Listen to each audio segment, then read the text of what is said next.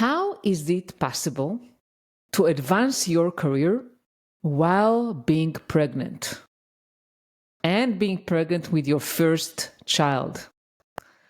I know it's possible because I've done that, but I also have a pleasure speaking with Alex Love, who have done that as well.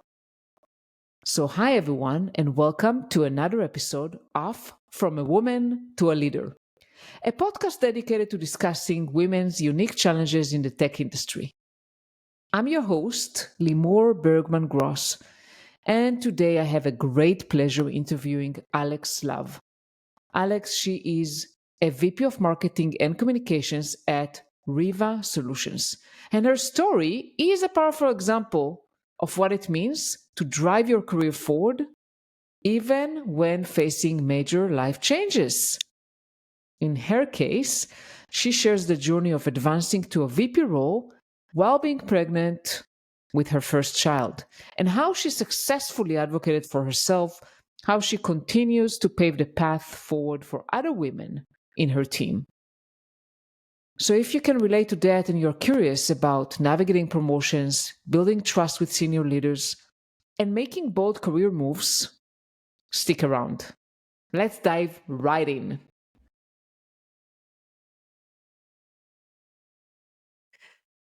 Hi, Alex. How are you? I'm doing well. How are you? I'm pretty good. Thank you so much for being here today. Of course. Thanks for having me.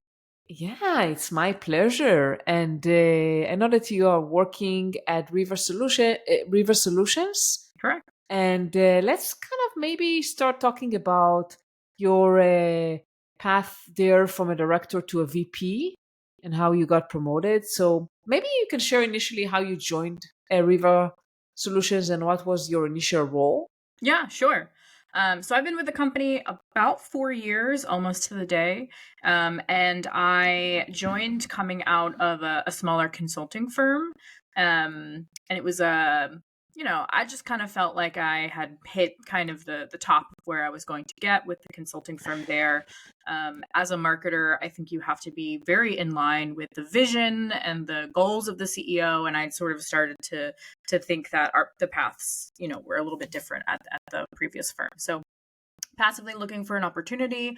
And I had met the CEO of Riva about a decade before.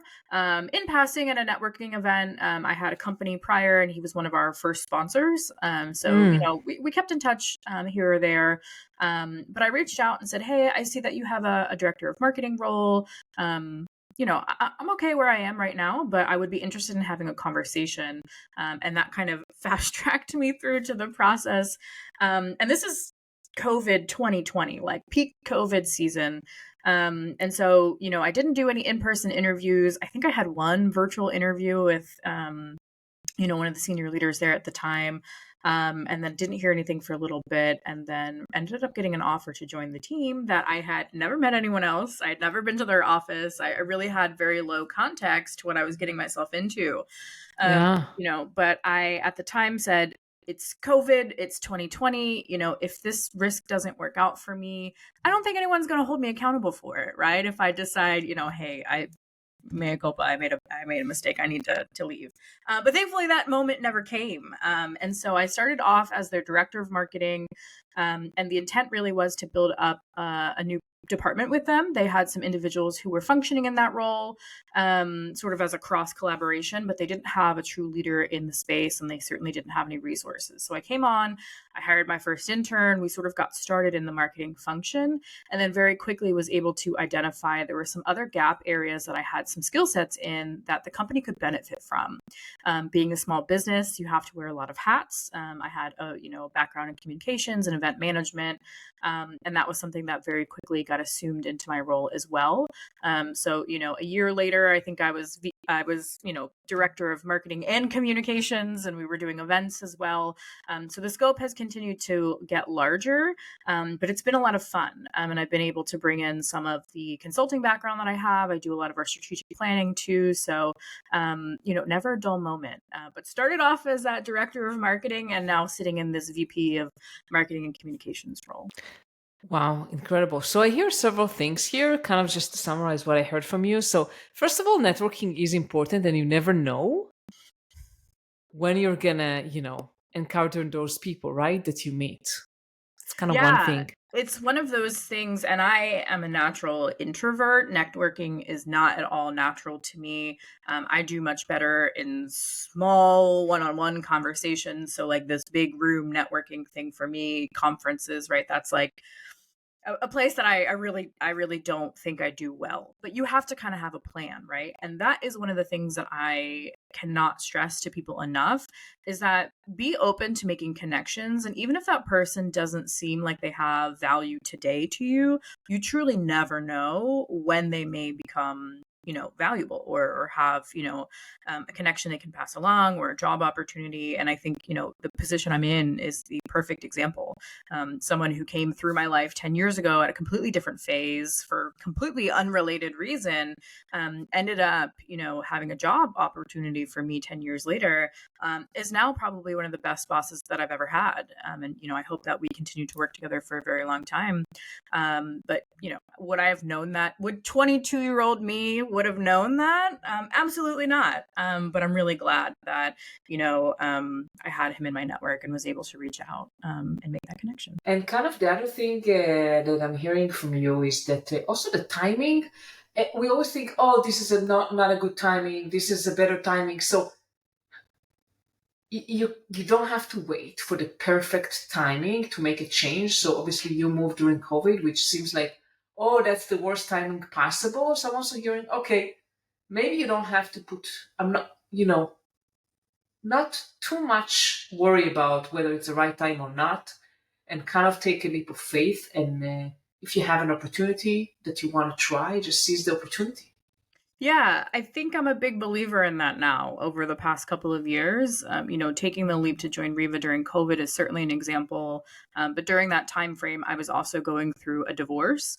And I met my current husband about a month after I separated from my ex-husband. So that was also one of those seriously kind of moments where you're like, this really isn't the time for this. But really kind of, said, I'm not going to say no to the right person who walks in my life just because of timing. And similarly, I started my podcast when I was pregnant, and my co-host had just had his first daughter as well too. So never a good time, I think, to start some of these brand new things, but there's no time like the present, right? If the opportunity presents and it feels like a good opportunity, you'd be doing your future self a disservice by not taking that shot. Absolutely, absolutely. And then you kind of started the role, and you took on yourself. You identified needs, business needs, and you took on yourself more responsibilities and kind of naturally expanded your role. Yeah, and I think that's part of what makes, my progression at Riva successful. And it's a little bit easier to do in a small or a mid-sized business where there are tons of opportunities to, go above and beyond in your role. It is definitely more difficult when you're in a larger business that has a lot of set roles and a lot of things are already sort of taken care of. But I think at any corporation or any business or any organization, there's always opportunities to step up and say, hey, I've done this before, or I see this issue and I have a solution, or I'd like to try something. To be able to put yourself out there and show additional value beyond what you sort of signed up to do brings a lot of trust and a lot of faith. And by taking on some of those things very early on, I mean, some of them were huge, right? We have a annual charity event that is very important to the CEO. I'd never been to the event before, but I had a lot of event planning experience. And so coming in, I made pretty big changes to how they were operating the event day one, which a lot of people were nervous about. But at the end of the day, I said, this is a charity event. Our focus needs to be raising money for the charity. We can't sort of, you know, hope people make volunteer donations at the door, right? We should inform a ticket structure and other things like that. And within 1 week, we sort of blew away all past fundraising goals just through ticket sales alone, just through putting a couple of pieces in place. So I think very early on, I was able to show like, hey, yes, I came to do marketing and that is my focus. But there are a lot of other places at this organization that I can help, and our immediate goal together really is to help grow this business. So how can I align to make sure that we're all moving forward and that we're growing this business together? Yeah. So that's wonderful. just also not being afraid to kind of utilize your skills and experiences and make changes, and kind of challenge the status quo or what others used to do, and kind of try to bring novelty and your own experience and ideas. Yeah, even if it's not something that you're comfortable with, but you're someone who will figure it out, I think that's also a really great way to approach some of these problems. I have a lot of colleagues and a lot of other women in my life who have taken some of these roles at the company or other companies and said, I've never done this before, but I will certainly figure it out. And I think that shows a lot of bravery and just like, proof points too, that like, hey, I know I'm a competent human being. I can figure this out. We'll get it done. I'm willing to learn and put myself out there and learn a new skill. And I think that's, the flip side. If maybe you don't have a specific skill set that can be leveraged to a problem you're seeing, if you're willing to learn and dig in, I think that goes miles as well. Absolutely. Yeah. And what are some challenges that you had when you started kind of the role, or through the journey to becoming a VP? Yeah, absolutely. A couple that come to mind. They when I came on board, I was a director, and that was at the time part of their upper leadership. And then they reorged to be a little bit more streamlined, so that it was VPs and above, which meant that pretty quickly I lost my official space at the table. So then I was working through a proxy. I had to kind of inform my boss about what we're doing. She's making the updates for me, and that was difficult because, especially in a marketing role, you're very reliant on other stakeholders to get your job done. I don't own the content. I own a lot of processes. I own creative. I can help make things better, but I can't write the blog post for our solutions team. I can't, go out there and talk about the work that our client teams are doing because I'm not doing that work. So I do need people to come to the table, to be willing participants. When you don't have a visibility seat at the table, it makes your job inherently a lot harder. So that was something that I struggled with for, a couple of years, being in this role where I was leading the department, but not at official capacity at that table because I didn't have the title. But the title didn't change my job, right? When I, ultimately got that title, my job, of course, it looks very different because I've taken on more scope. But at the end of the day, I was leading the department then, and I'm leading the department now. So that was very much a challenge, trying to work through to be able to make visibility for myself, build those relationships when you don't have, that official seat at the table, and people are, okay coming to you for these things. Another thing that was really challenging was, I think, partly my age. So when I joined the company, I was, 31, coming in to build a department. And, I had full faith from the CEO. We were a small company. We had a lot of other younger people, but I was certainly on the younger end of some of the other department leaders, and especially much younger than a lot of the C-suite that came in. And at the time, we had a CFO who was, an older gentleman, who was very much set in his ways that, a woman who was in her 30s couldn't possibly be in charge of some of these projects. And one of the major things that we were working on was a website redesign, which came with a fairly large budget, working with vendors, working, a whole year long project.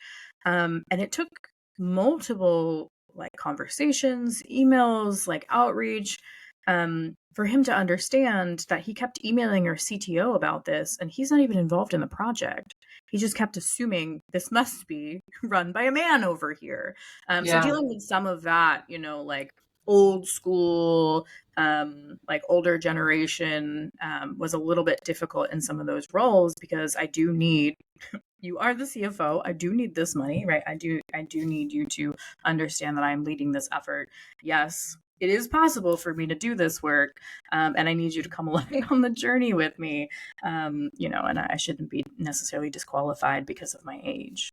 So, do you have any tips for women kind of facing maybe similar challenges or some other, but related to kind of biases against them, whether it's age, gender, color, race, whatever?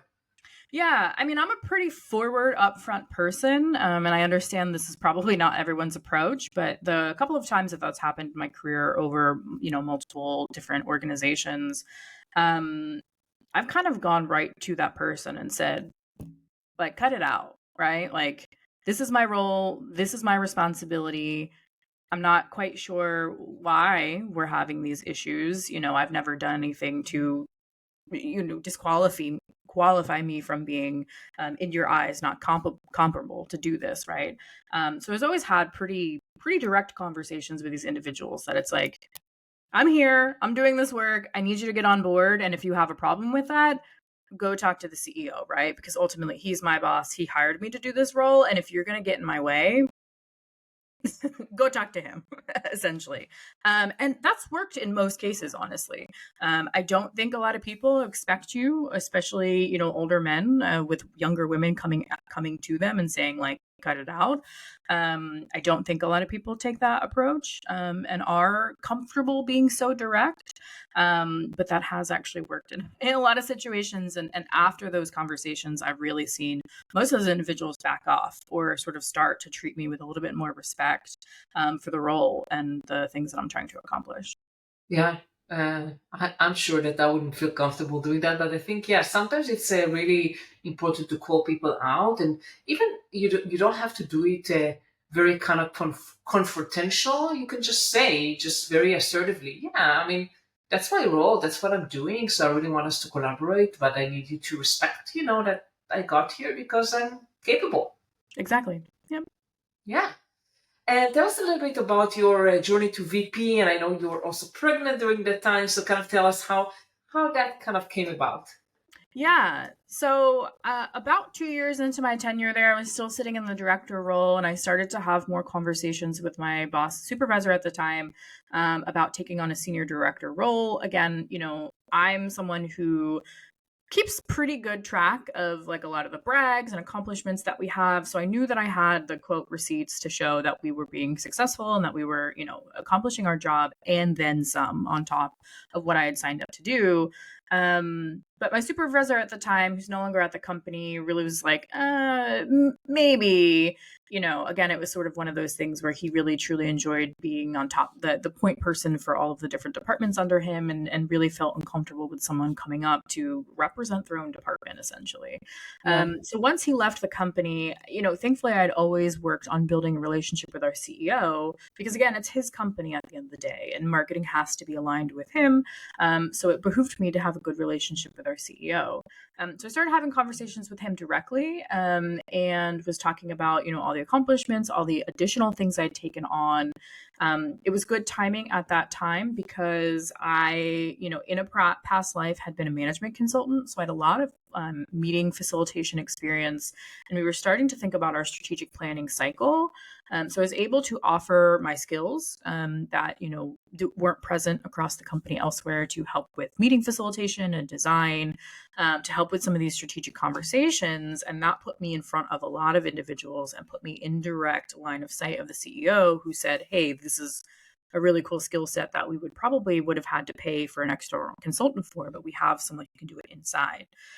So being able to take on that project, I think, was very helpful to my case because it was so visible to the company. And that really kind of got the ball rolling in terms of me being able to position myself for a senior director role that year with, a handshake promise from the CEO that if everything continued going in the direction that it was going, that I would be able to take that VP role officially in sort of the next, anniversary for me. And so I didn't have anything on paper, which always makes you a little nervous, but it is the CEO. He had fulfilled all of his promises up until then. So I felt pretty comfortable about it, when we left that conversation, that, this is not something we can do today. Here's kind of a midway step. We'll get you to senior director, a compensation raise. And then, this is sort of what we're aiming for, in the next 12 months. The big curveball, as you said, was, about 6 or 7 months into that, I found out I was pregnant, which was so exciting. My husband yeah, and I, wanted to start a family, so we are very excited about that. And once we sort of got through the first trimester, when I was more comfortable starting to tell people that we were expecting, it kind of dawned on me that I was, 5 or 6 months away from assuming this position that they had promised me, which was actually only 4 weeks before my daughter's due date. wow. And so I wasn't nervous to tell people. I knew everyone would be very excited and very supportive. We have a ton of working parents at the company. And so I didn't think that was going to be an issue. But not having something on paper, it could have been very easy for the CEO to say, that timing just doesn't work for us. If you're going to go straight out on maternity leave, maybe we think about, delaying this promotion, or maybe we'll hit you up next cycle kind of thing once, you're sort of back in play. But none of that happened. And when I told everyone was very, very excited, very congratulatory. And then we actually had our leadership offsite in Miami that year. And the CEO came up to me at happy hour after dinner unprompted and was like, "Hey, are you ready to be a VP?" Wow. And like, everything just melted away, right? Because I was so nervous to kind of like poke that bear. And we also at the time were bringing in an SVP who was going to oversee the division that I worked for. So there was a new individual coming in who had the ability to kind of block that promotion. And I was about to go out on maternity leave. So all of the pieces in my mind were pointing towards like, this is not going to happen.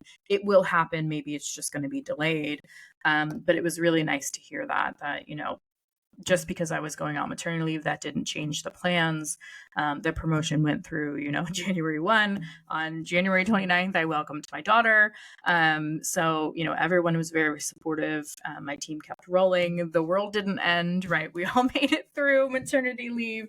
But it was really, really cool to see that, all of the pieces that I had put in play and all of the work that I had dedicated to get myself to that position was honored and was not, I wasn't asked to take a pause because I, was able to start my family.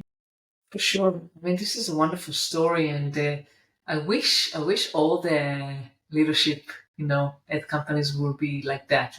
Like, okay, you're having a baby. It doesn't mean that it should kind of, come instead of your career progression. You can do both. Yeah, it is unfortunate that my experience is not typical, especially in the Yeah. United States. That there are a lot of other companies, in our market, in our size, where I would have not have had that experience. And I mean, the thought did cross my mind that at some point it's too late, right? I'm going to have this baby here, but if this doesn't go the way that I want it to go, then maybe it is time for me to move on and find an atmosphere that would be supportive of this. But thankfully, I didn't have to make that move. And I think, as women who are climbing the career ladder and do want to start families or expand their families, I think that is something that you have to take into consideration is, unfortunately, is this environment going to support that? Because as much as you may love where you are currently, that might not be the right place for you to continue to, progress and be able to have your family. So it's definitely a big consideration that as you're thinking through this, am I in the right spot to make this move? For sure, and not all environments are supportive, but I think that based on kind of what you described, you build a really strong organization and team that probably could have operated for some time without you when you were on maternity leave, and then when you got back, you could kind of resume from where you left. Yeah. So I try to build the infrastructure, right? I mean, it's marketing, so things change day to day. But the ironic part is that my communications manager, who's been with me for almost my entire tenure at Riva, is also now pregnant. So she's 8 months Oh, pregnant and she's just about to go out on her maternity leave. So I'm very much looking forward to paying back the favor of, carrying on the team and taking on parts of her role because she did a wonderful job while I was out. So now we're preparing for her to be out. But yeah, that's just kind of the season that we're in. Is that my team is all women, and we're all in that age where we have children or want to start a family or want to add more children to our family. So it's just something that we've built into our culture to be able to cover for each other, make sure that we're all informed on what everyone's doing, that we're all cross trained, that there's documentation, that we have pretty good plans in place so that, at the drop of a hat, if my daughter gets sick, which she did last week, someone could pick up and step in. My graphic designer has 2 children as well. So if she's got to be out for that, very much sort of built that into our team culture to make sure that the moms have each other.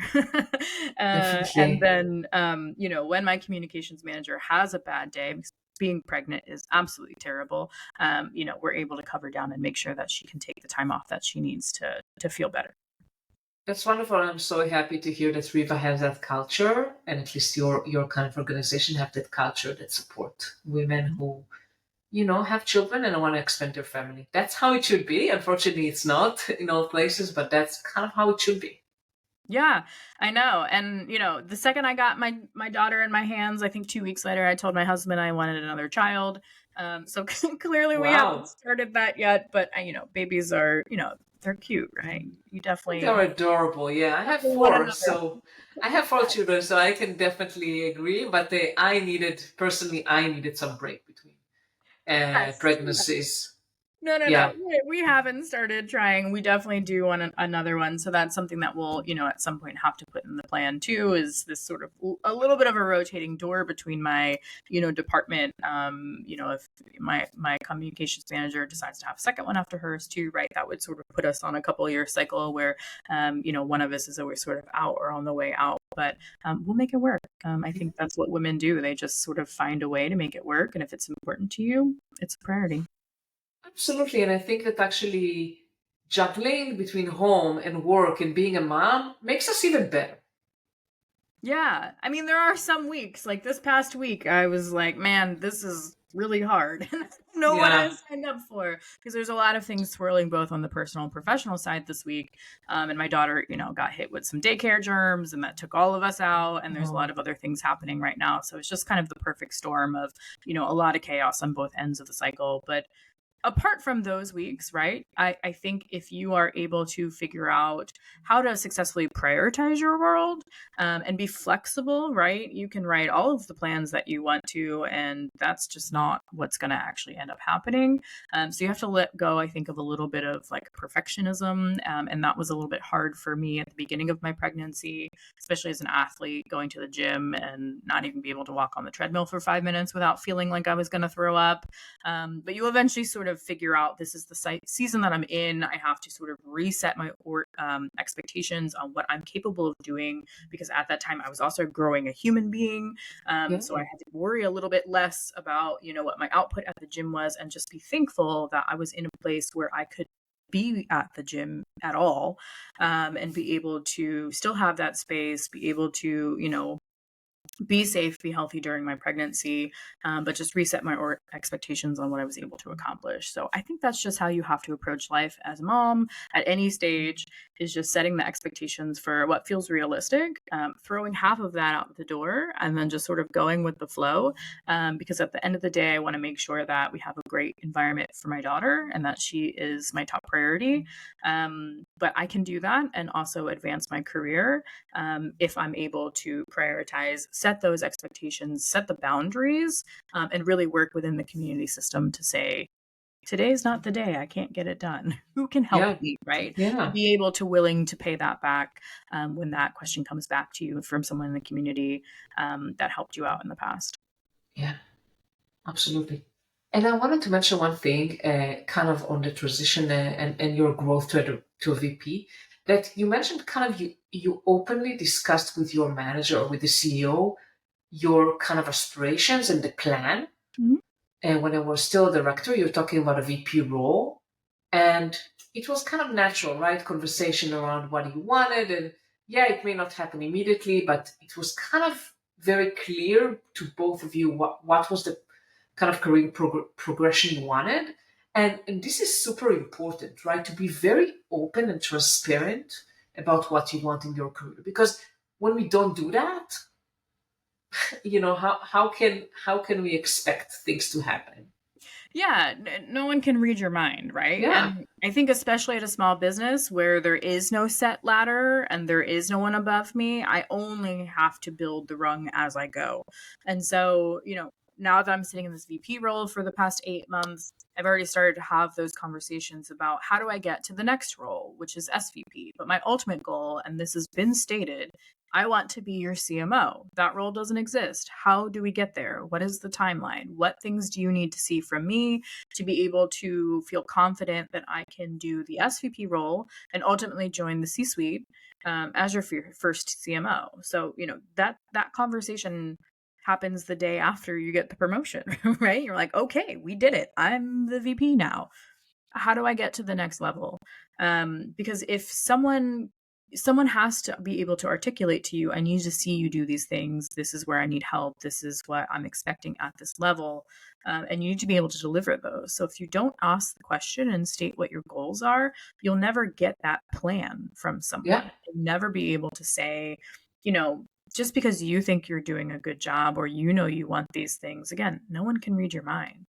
So you do have to be pretty explicit and have those conversations about this is my ultimate aspirations. And I think that's appreciated too, because then, the CEO can say, I've got all these extra things that I need help with, or I could use your thoughts on. And that sets you both up because you're taking things off of their plate and being helpful and helping the company grow, but you're also setting yourself up to success to take that next step in your own career. Yeah, and I think that as women, we need to be more proactive around this. I mean, I think I'm huge generalizing, but in general, what I've seen in my career, because I mostly work with men tend to be more vocal about what they want, and women tend to shy away from just explicitly talking about it. They feel uncomfortable for some reason. So it's just talking about it. It's not demanding. It's just sharing and having a conversation and planning and seeing, what are the things that you need to do, and it makes, as you said, it makes it easier on both sides. Yeah, then there's no guessing. But I Yeah. agree with that. I think a lot of men are very forward and sort of what they want. Women are, always sort of feel like there's this stigma that I can't ask for these things or I can't be very upfront with it. And again, if you're in the right environment, I think you won't see that. I think you'll see that people welcome that they want you to help you accomplish your goals. And that's how I feel about, the team that I have under me is that every time I take a step up the ladder, that is another rung that's available to bring them up with me. And so I have those conversations with my team as well as, you know, where do you see yourself, at this company in the next year? What is your aspirations here? If you weren't here, what would you be doing? Tell me what you want to accomplish. Are there places where I can put you in front of people or give you ownership where you can be very visible so you can start to show your value to the company outside of the great work that you're doing, as a part of this team. So always finding opportunities for people to like take things off of my plate because I'm busy, right? But set them up for success so that they're visible, so that when they're ultimately at a place where they're ready for the next step or they're ready for the next promotion, it's not a surprise. Everyone in the company has already seen the great work that they're doing. And so when I go up to battle for that and say, hey, this person, is ready for the next level, you're met with agreement and not, will tell me why or tell me, show me the list of things that they've done. I mean, I also have that list. So don't get me Yeah. wrong, you definitely have to keep track of all the things that you do because there's a lot of recency bias, right? People remember the last thing that you did, but they don't remember all the really great things you did 6 months ago. So if you're not keeping track of that, no one else is. So definitely keep that list, keep it for your team, keep it for yourselves. I have a lot of templates that I have my team sort of keep those things together. And I have something that I update year over year that's just like all the accomplishments, whether or not I'm asking for a promotion or an upgrade, I keep it just so the next time that I am ready to have that conversation, the document is pretty much good to go. And all I have to do is dust it off and send it over. Even if they don't read it, you still have this impressive document that you can send through and say, here's all the things that I've done since I've been here, that I've accomplished in whatever time frame you want. But it's been very helpful to have that because a lot of companies do require that, or HR departments will require that. So it just kind of depends on the culture of your company. But either way, you definitely should be keeping track of your accomplishments and helping your team succeed to keep track of theirs as well. Absolutely, and multiple women I talk to talk about this having this brag bank or whatever they call it, like the list of achievement, which is very important because you also forget, not Yes. just your manager. And also, you mentioned templates, and in our pre-call, you mentioned like you have a template for promotion justification. Can you share a little bit about that? Yeah, I took a couple years ago when I was starting to think about, I would really like to be able to have this VP seat at the role. And that was the challenge that was given to me was, well, we sort of need this justification letter. It didn't exist at the company. They were just like, hey, you need to be able to justify why. So I sat down and I kind of thought through, okay, if I were my manager or if I was someone who was on the evaluation board for this, what would I be interested in knowing about? And so kind of drafted this like multi-part document that was like, hey, here's the upfront case, right? Like, here's who I am. Here's what I'm asking for. Thank you. Here's why you should. Yeah. And then, sort of pages of the proof points in terms of here's the role that I signed on to do. Here's how I'm operating within that role. And then the important part, I think, for promotions is typically here's what I'm doing above and beyond the expectations that were set for me. A lot of companies expect you to be operating at that next level before they formally give you that title. So for me to be able to say, here's how marketing is doing. Oh, and by the way, we also stood up in internal communications. We also took over events. I also now help with strategic planning. It was all of these additional layers that I've added to my role to say, here's all the additional value you're getting from having me as an employee. And if there's data points that you can share in terms of impact that you've had, that's always really great information to keep. And at our company, we have a sort of a matrix of skill sets and sort of soft skills that are expected depending on sort of the level you're at. So I took a look at that matrix and said, hey, I'm actually operating at 7 is the top level. I'm operating at a level 7 in all of these categories, which is actually your SVP level. But I'm asking for the next step up, which is, at the time, senior director.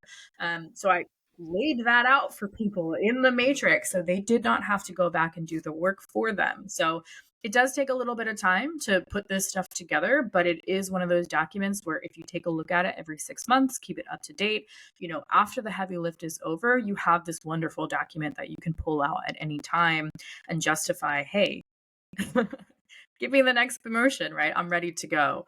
So yeah, it's something that I've shared with multiple people, across our team to help them build that case, and whether or not they put that in front of anybody or if it at least gets their, brain going about how they want to position themselves for this.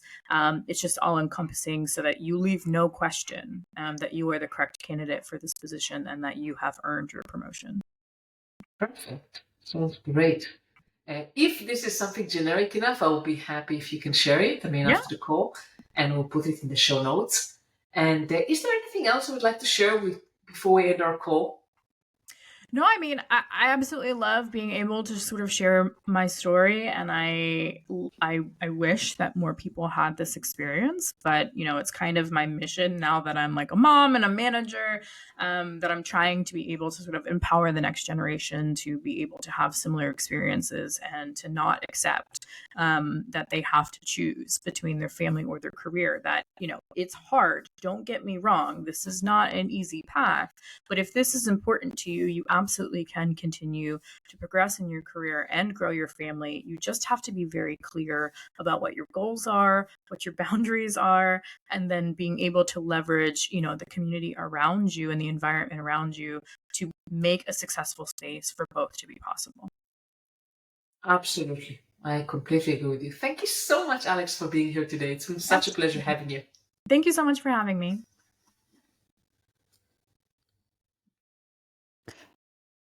Thank you so much for listening to the episode with Alex Love, and stay tuned for what's coming up next week.